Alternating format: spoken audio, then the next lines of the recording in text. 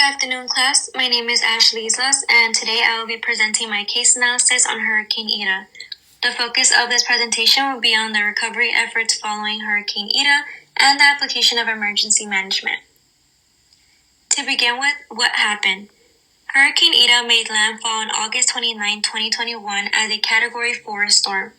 It brought extreme rainfall that led to flooding and widespread destruction. The hurricane first hit southeastern Louisiana, particularly New Orleans, before moving up the eastern U.S., causing damage in large areas like New Jersey and New York. Throughout the week that Hurricane Ida was developing, it managed to hit 9 states, including the Western Caribbean, Isle of Youth in Cuba, Pinar del Rio in Cuba, southeastern Louisiana, and more. Numerous homes and businesses were destroyed, including the lives of more than 100 people were lost. There was significant damages to homes, infrastructure, hospitals, roads, schools, and the economy. Over 1 million people were left without electricity because of the immense number of power outages. Although this hurricane is not the most costly, it certainly was the most destructive because of the large amount of area covered with heavy flooding and rainfall. Challenges in recovery efforts. The first one was power restoration. Restoring electricity in Louisiana was slow, taking weeks in some areas, with many people dependent on emergency generators. Number 2, communication. The communication infrastructure was heavily damaged, hindering recovery efforts and leaving many without information. Number 3, labor and supply shortages.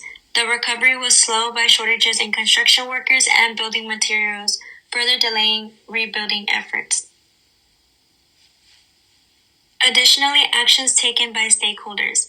To begin with, in the federal level, FEMA authorized federal disaster relief funds and began coordinating with local and state authorities to provide supplies and resources. FEMA warned the public on food that may no longer be healthy to consume to avoid them from getting food poisoning. FEMA also, throughout the Incident Management Assistance Team, deployed 8 teams to help support the 9 states affected by Hurricane Ida. Additionally, FEMA's individual assistance and public assistance programs help restore homeownership and ownership to other items like vehicles and personal property. In the local level, New Orleans and surrounding areas activated local emergency response plans, including shelters, rescue operations, and food distribution. Local government worked effectively to clear debris and restore order following the disaster. In the state level, Louisiana Governor John Bel Edwards declared a state of emergency, activating the National Guard and coordinated with FEMA to resource mobilization.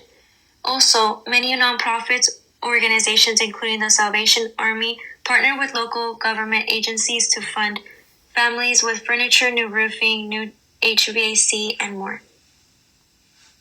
The effectiveness of the actions taken. The effective actions included FEMA allowed for the rapid distribution of funds for recovery, food, and shelter. Emergency responders, including local fire departments, National Guard units, and FEMA teams, effectively conducted search and rescue operations.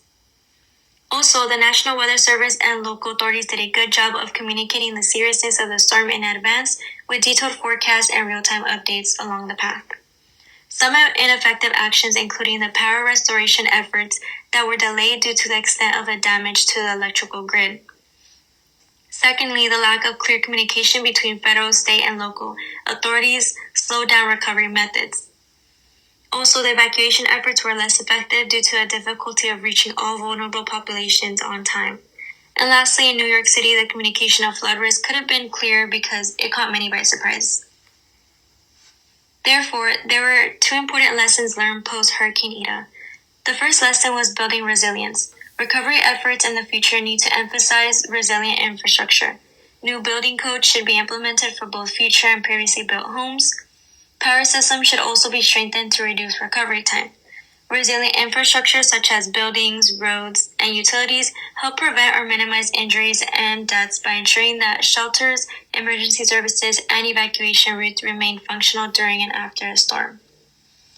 A resilient infrastructure also allows for quicker recovery, reducing the long-term economic cost of hurricanes. The second lesson learned included communication systems. Communication ensures that communities have access to critical information and resources during the recovery phase and prior to a a natural disaster. Following Hurricane Ida, communication was significantly enhanced through the widespread use of social media platforms, allowing people to share real-time updates on the storm's impact, access critical information from authorities quickly, and connect with loved ones even when traditional communication channels were disrupted.